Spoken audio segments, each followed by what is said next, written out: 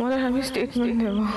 কেউ আমাকে ভিড়ের মধ্যে ধাক্কা দিয়ে ফেলে দিয়েছিল।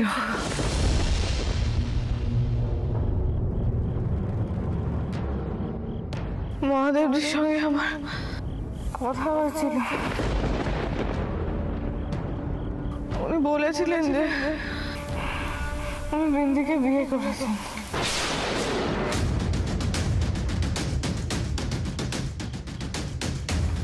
অস্বস্তি হচ্ছে কেন? মহাদেব রায় রঞ্জাকে বিন্দির আর বিয়ের কথাটা বলে কোথায় গায়েব হয়ে গেল? কি চায় মহাদেব রায়? বিন্দি যে এখানেই আছে সেটা আমি নিশ্চিত। বিন্দি কোনো কলকাঠি নাড়ল না তো, যাতে মহাদেব রায় চন্দননগরে গিয়ে এটা না বলতে পারে যে বিন্দি আর ওর বিয়েটা হয়েছিল। না না না, যে করে হোক মহাদেব রায়কে খুঁজে বের করতেই হবে।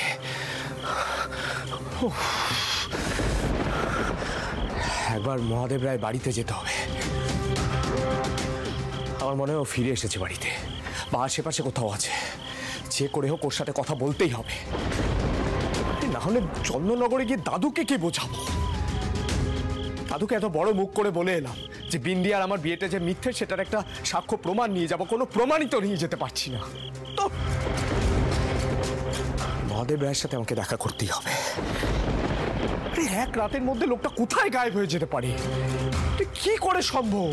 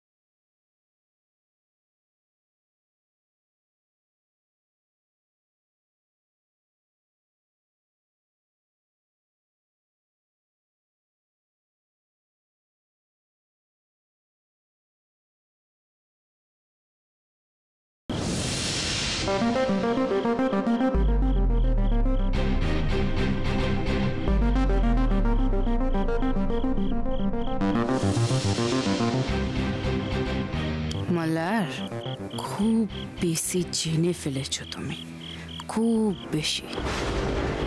बिंदी पकड़ी जाएगी इस बार? ये तो हो नहीं सकता। बिंदी को तो अभी बहुत कुछ करना है।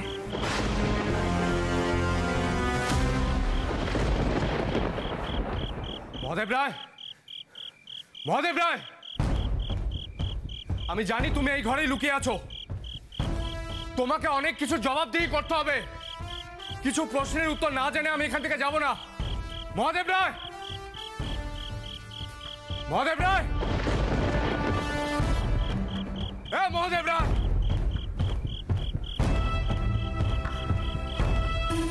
এই ফোনটা হোটেলে ফেলে এলাম। এই ঘরটা আমাকে ভালো করে দেখতে হবে। এই ঘরের মধ্যে থেকে অন্য কোনো ঘরে যাওয়া যায় না তো?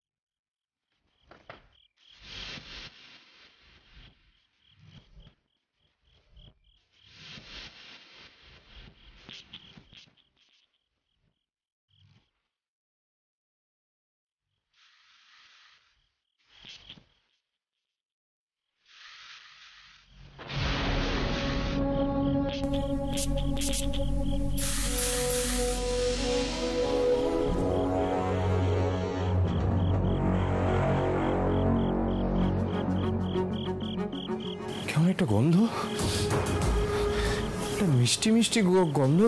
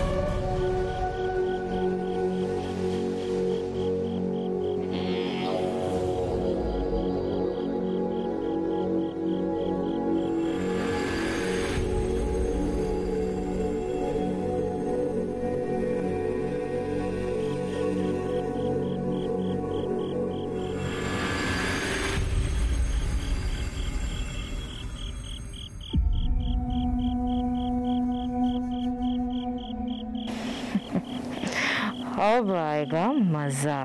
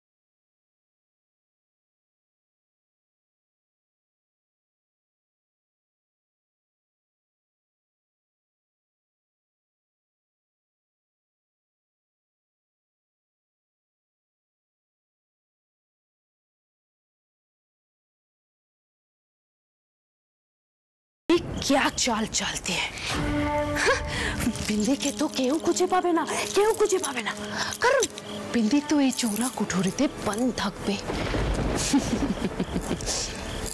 और तुम्हें फंसाएगी बिंदी। मैंने कहा था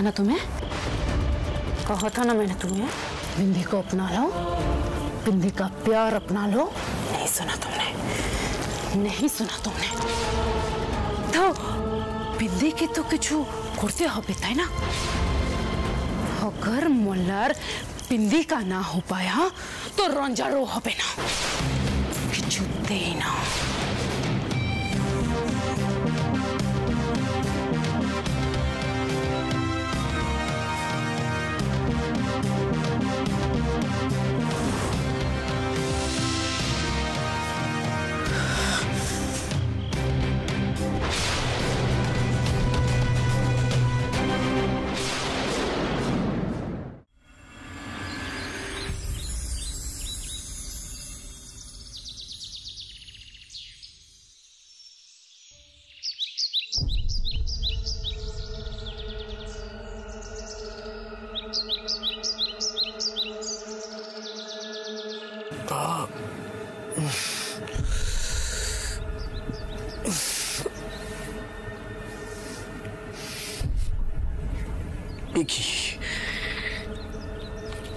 ये तो महादेव राয়ের ঘর। আমি এখানে এইভাবে পড়ে আছি। কাল রাতে আমি এখানে এসেছিলাম, তারপর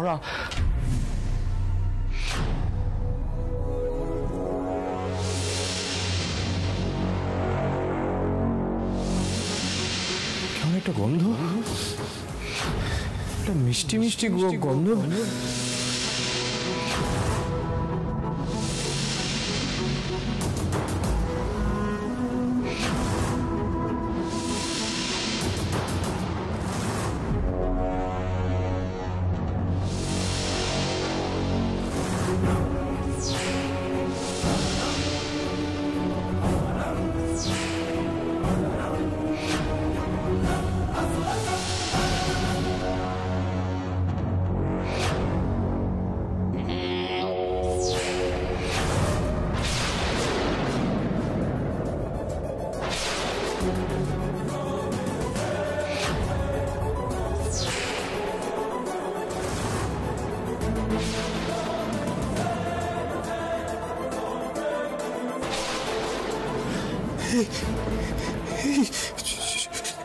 ছুরি কেন আমার হাতে?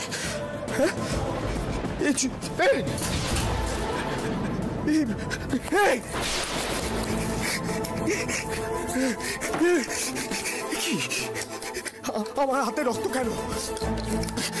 কার রক্ত? হ্যাঁ, কার রক্ত আমার হাতে?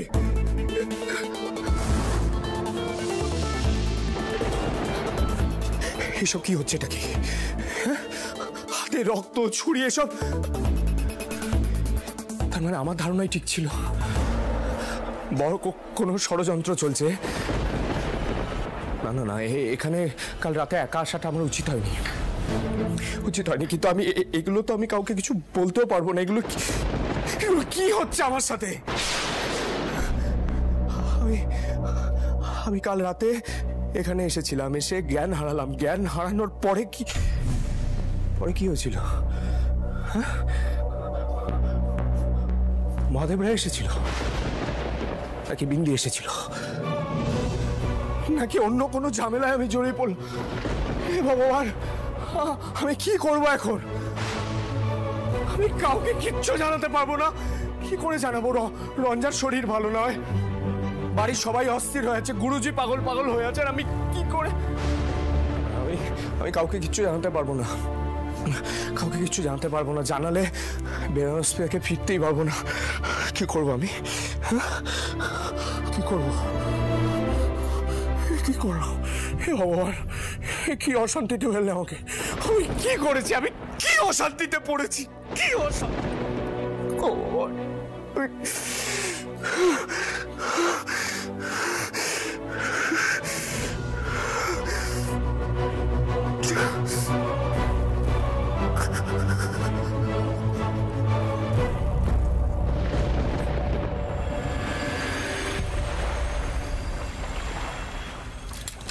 এসো এসো রঞ্জন, এসো। আস্তে আস্তে। এসো।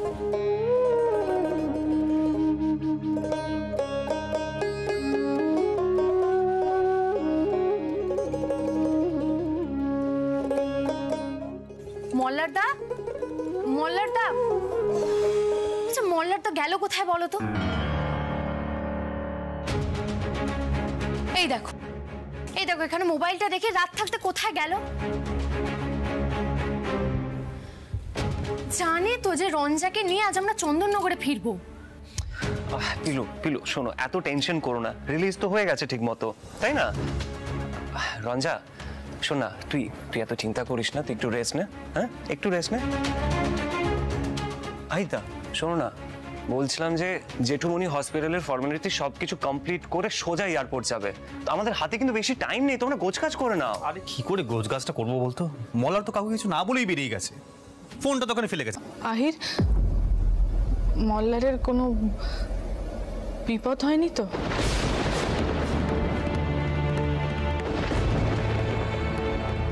আমি যতক্ষণ এখানে আছি আমার টেনশনটা কিছুতেই যাচ্ছে না। মহাদেবজিকে পাওয়া গেছে?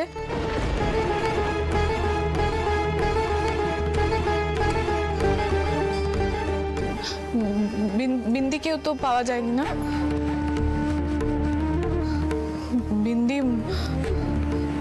বিন্দি মল্লারের কোনো ক্ষতি করবে না তো? মানে ওকেও যদি আমার মতো? কখনো না।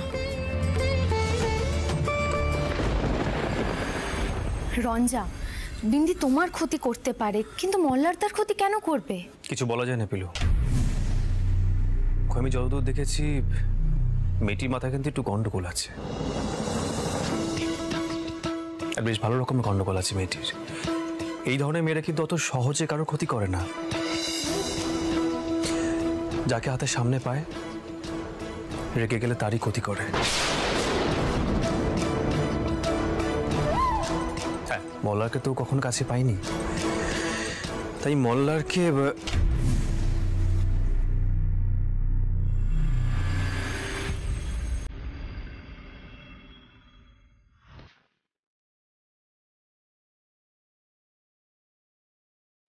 আরে মল্লারদা, কি ব্যাপার বলো তো, তোমার কোথায় গিয়েছিলে?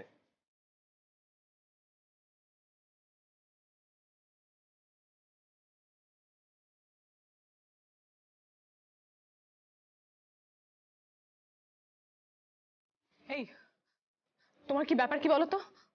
কোথায় গেছিলে তুমি কাউকে কিছু না বলে? আরে তোমার জন্য আমার কতটা চিন্তা হচ্ছিল তুমি জানো, বোঝো সেটা? বুঝবেই বা কি করে, শুধু তো নিজেরটাই বোঝো। রঞ্জা শান্ত, রঞ্জা এখানে বসো, ডক্টর তোমাকে স্ট্রেস নিতে বারণ করছে। পিলু, মল্লার তোমার কিছু বলার আছে? আমাকেই তো যা কৈফিয়ত দেওয়া দিতে হবে, আরেকজনের জন্য তো 7 খুন মাপ।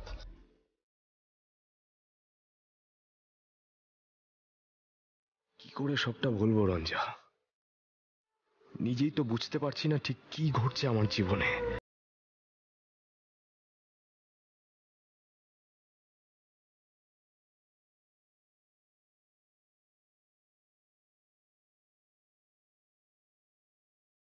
যা, আমি বলি কি, সারা রাস্তা না অনেক সময় পাবে মল্লারদার সাথে রাগারাগি করার। এখন বরং আমরা ব্যাগটা একটু গুছিয়ে নিই, চন্দননগরে ফিরতে কিন্তু সন্ধে হয়ে যাবে।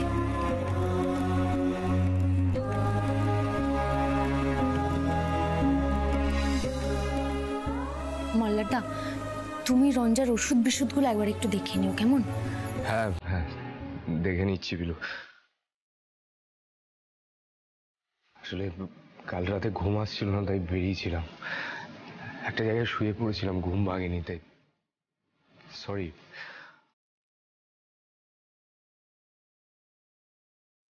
আমি কাউকে চিন্তায় ফেলতে চাইনি।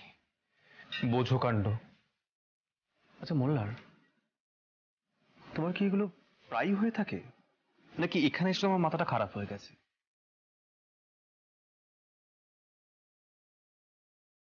না মানে চন্দননগরে এরকম কখনো দেখিনি, তাই বলছি। রঙ্গন, আমার কথাটা শোন, ঘরের ছেলেকে তাড়াতাড়ি ঘরে ফিরিয়ে নিয়ে যাওয়াটাই মানে বুদ্ধিমানের কাজ হবে। আমাদের বাইরে আছি। এক্স্যাক্টলি আহিদা। মল্লারদা, তুমি তাড়াতাড়ি সুটকেসটা গুছিয়ে নাও আর একদম দেরি করো না, ওকে? আহিদা, পিলু, তোমরা চলো চলো চলো চলো চলো।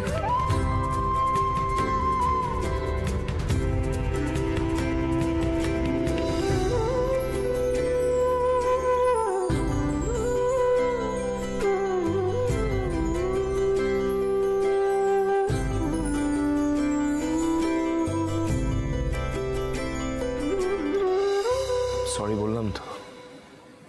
আর কি করতে হবে? উদ্ধার করেছো আমাকে, ধন্য হয়ে গেছে আমার জীবন। রাগ যায় না না, শরীর দুর্বল, তার আগে ঝাঁজ দেখো।